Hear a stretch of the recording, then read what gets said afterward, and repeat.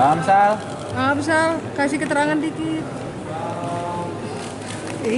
Mar. Jangan sorong-sorong kali, Boy. Tetap tengok kawan-kawannya.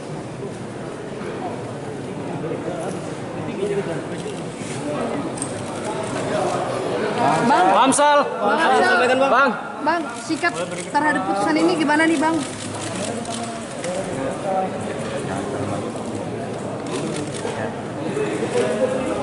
Yang keras bang suara. Amsal bang ya. Kasih kuat sikit, keterangan. Bang. Bang, kasih keterangan dikit, Bang.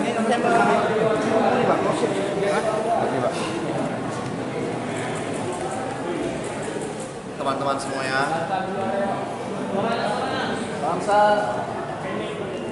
terima kasih buat teman-teman semuanya. Air mata ini adalah air mata kemenangan, tapi bukan kemenangan untuk Amsal Persis Tepu saja, tapi ini kemenangan untuk semua pejuang ekonomi kreatif yang ada di Indonesia.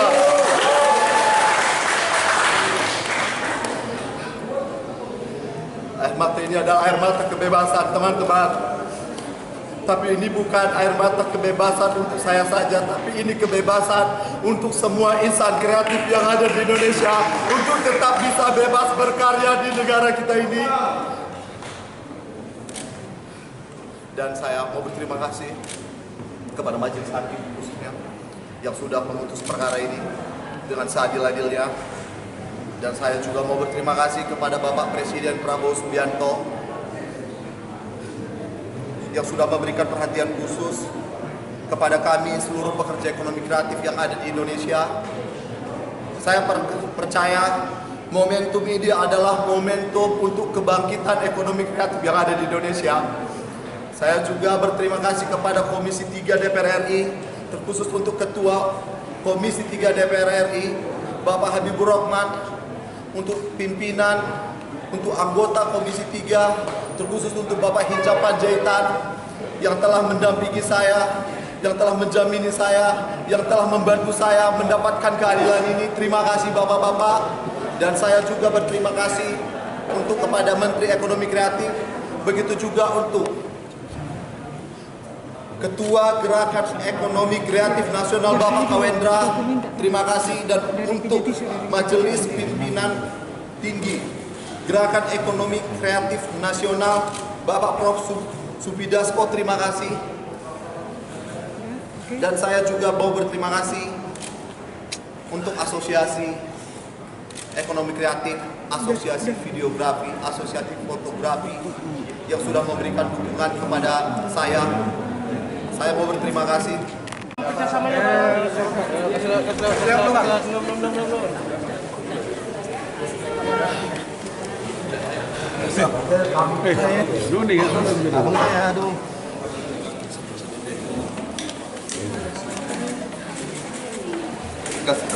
Bang Amsal, habis ini mau kemana ini bang? Rencana bang? Bang, kalau bisa dekat tanah sana bang. Habis ini mau kemana bang? Iya bang. Rencana bang? Kita masuk deh. Kita di lorong ya. Lorong tahanan sana bang. Di lorong. Tahanan bang.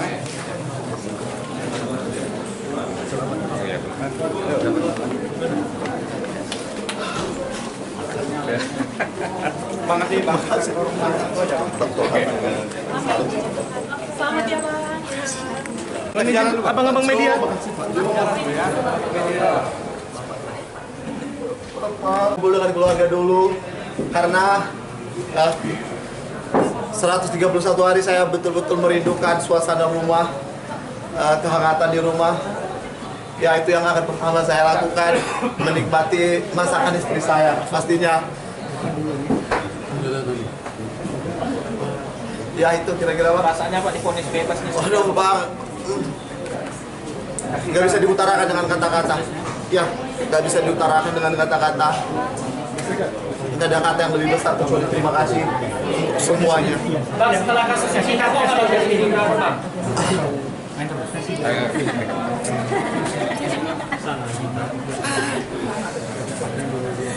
Apa Pak? Boleh diulang? Bang, setelah kasus ini udah kapok nggak jadi videografer atau bakal terus berkarya lebih baik bang? Yang pertama, saya mau menyatakan saya bangga menjadi seorang videografer, saya bangga menjadi pejuang ekonomi kreatif, dan satu lagi saya bangga menjadi anak muda Tanah Karo. Saya akan tetap mempromosikan daerah saya, tanah kelahiran saya, Kabupaten Karo. Apapun yang terjadi, saya akan tetap bangga menjadi anak muda Karo. Jua-jua. Jua-jua. Kamu kayaknya pledoi kita ya, benar aku mudi katanya kemarin kan? Ya benar, sesuai dengan pledoi saya, itu bahasa Karo, berelah aku mulih, izinkan saya pulang. Mudah-mudahan setelah ini Kabupaten Karo semakin dikenal, tapi tidak dikenal karena kasus ini, tapi dikenal karena keindahan alamnya. Kabupaten Karo itu indah sekali teman-teman. Kalian harus datang ke sana, teman-teman di seluruh Indonesia datang ke Tanah Karo. Tanah Karo itu sangat indah. Aku berharap Tanah Karo tidak dikenal karena ini saja, tapi Tanah Karo dikenal karena keindahan alamnya. Silakan datang ke sana teman-teman. Satu lagi Pak, barangkali isu berkembang di luar sana ini politis, dipaksakan. Wah, kalau terkait itu saya nggak kepikiran sampai sejauh itu Pak. Tapi yang saya tahu pasti, saya adalah seorang pejuang ekonomi kreatif yang akan tetap berkreasi walaupun apapun yang terjadi Pak. Dan saya mau suarakan untuk teman-teman yang lain, khususnya pejuang ekonomi kreatif di tempat dimanapun kalian berada, di kabupaten lain, di sudut Indonesia, jangan takut untuk berkreasi. Ini menjadi momentum untuk kita bebas dalam berkarya. Kita sangat berterima kasih kepada Majelis Hakim sesuai dengan pledoi kita dan optimisme kita dari awal. Kita dari awal sudah yakin bahwa Amsal ini tidak mungkin melakukan tindak pidana. Maka dari itu kita berjuang mati-matian sampai pada saat ini kita juga sudah melihat ternyata perjuangan ini sangat besar. Sangat besar untuk teman-teman yang lain juga di industri ekonomi kreatif, begitu. Tanggapannya sedikit Bang terkait ada dugaan intervensi dari pihak lain terhadap kejaksaan terhadap kasus ini Bang. Oh iya. Kita ke sana. Gimana Bang? Gimana Sur? Tanggapannya sedikit Bang terkait ada juga intervensi dari pihak lain. Intervensi? Iya.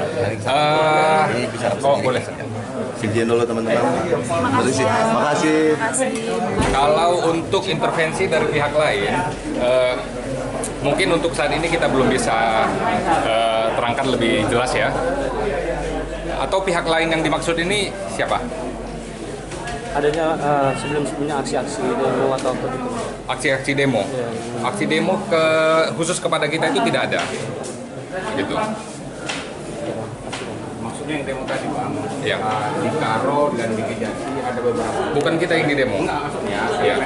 masyarakat yang demo justru mendukung Ya. kejaksaan tinggi dan pengadilan tanpa intervensi politik. Memang tidak ada intervensi di sini. Kalau menurut kami tidak ada intervensi. Mereka mendukung kejaksaan. Iya, saya tahu. Kalau mendukung kejaksaan, ya itu pasti semua orang mendukung kejaksaan. Tentu, ini mendukung untuk apa? Pertanyaannya kan begitu. Kalau mendukung kejaksaan, semua orang wajib mendukung kejaksaan. Kita juga sangat mendukung kejaksaan. Itu tanggapannya. Kecuali, kalau pertanyaannya khusus, ini mendukungnya maksudnya seperti apa? Mereka mendukung kejaksaan dalam kasus Amsal ini. Ya, tentunya begini. Di dalam peradilan, mendukung itu kan artinya keadilan yang benar. Sekarang, kecuali pengertian mendukung ini sekarang apa? Kalau menurut kami di dalam hukum, mendukung pihak manapun artinya adalah mendukung keadilan. Dan menurut kami keadilan itu sudah terpenuhi hari ini. Ada lagi? Siapa nama gitu Bang? William Raja de Halawa, penasihat hukum Amsal Kristus Tebu. William Raja. Ya.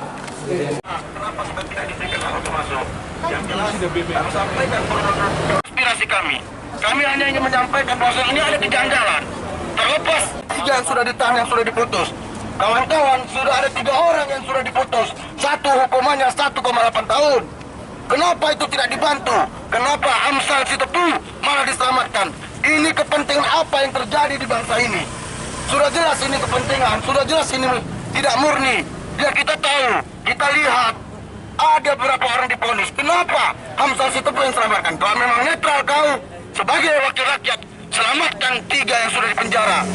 Buktikan kenetralan kita. Jangan hanya terpatok, kita sama-sama tahu. Ada orang di belakang, dugaan kita ada orang di belakang Amsal Sitepu yang diduga terlibat tetapi masih pembiaran sampai sekarang. Kami sampaikan kepada seluruh masyarakat, terlepas banyaknya yang tercipta pro dan kontra, ini semua terjadi karena framing yang tidak sesuai yang kita harapkan. Kita juga berterima kasih kepada seluruh awak media yang hari ini terus mengekspos baik secara pro dan kontra. Intinya tujuan kita tetap sama, bagaimana bangsa ini untuk lebih baik ke depannya. Kita tidak mau ada korupsi yang bisa merajalela begitu saja. Dari hasil putusan itu Bang, mendukung apa gimana ini Bang? Apa yang disampaikan? Bang, maaf sebelumnya, terima kasih. Perkenalkan kami dari Badan Eksekutif Mahasiswa Seluruh Indonesia. Hari ini menyoroti terkait adanya dugaan intervensi Bang, terkait penegakan hukum. Kita harus tahu, anggota DPR itu tidak bisa menentukan hukum, dia sebagai bersifat pengawasan. Tetapi hari ini kita mendukung untuk semuanya diproses secara hukum. Jika memang terbukti tidak bersalah, kita silahkan lepas. Tetapi siogianya permasalahan sekarang, dugaan kita Amsal Sitepu ini terlibat. Bahkan dugaan kita ada terjadi pembodohan dan tekanan terhadap kepala desa dan masyarakat. Ini yang tidak boleh. Terlepas dengan harga sewa tersebut, mungkin ya yang pengerjaannya selama 2 hari atau 1 minggu, lalu laporannya selama 30 hari itu oke. Tetapi ada beberapa tekanan yang terjadi sehingga dugaan kita juga bahwasanya dalam pengadilan ini tidak steril. Yang mana kita melihat anggota DPR RI datang ke dalam pengadilan, itu poin pertama. Yang kedua, pembebasan yang dilakukan, kenapa kasus korupsi ini dibebaskan? Sehingga kami sebagai mahasiswa yang sering ditahan karena kasus pembelaan keadilan, kami sering ditahan. Kenapa kasus korupsi langsung dibantu oleh Komisi 3? Ini menjadi pertanyaan bagi kita. Ini mencoret dunia hukum. Tidak boleh seharusnya anggota DPR datang ke lapas langsung mengambil tahanan itu tanpa persetujuan. Yang mana informasi yang kita temukan di lapangan, bahwasanya dalam BA15, ketika perwakilan kejaksaan dari Tanah Karo datang ke Rutan Tanjung Kusta, tiba-tiba tahanan itu sudah diambil dan dibawa ke rumah dan dijemput keluarganya, dan itu tidak boleh. Seharusnya ada persetujuan dari pengadilan atau kejaksaan negeri Kabupaten Karo. Artinya persidangan juga tidak steril. Dugaan kita ada tekan-tekanan Bang, terutama kepada hakim. Kita mau ini disterilkan. Kita mau tidak boleh ada korupsi yang begitu saja dibebaskan. Terlepas hari ini masyarakat banyak membela, kita mendukung baik pro dan kontra. Artinya kami sebagai mahasiswa, terutama dari Badan Eksekutif Mahasiswa Seluruh Indonesia, BEMSI Kerakyatan ini menyoroti. Siapa nama kita Bang? Kita dari Ilham Saputra Bang, nama Ilham Saputra. Berarti menolak ya Bang? Menolak. Ini persidangan mendapatkan intervensi dan tekanan terlalu banyak.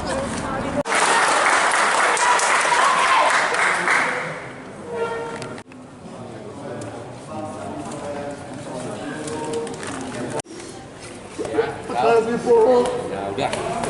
Oke.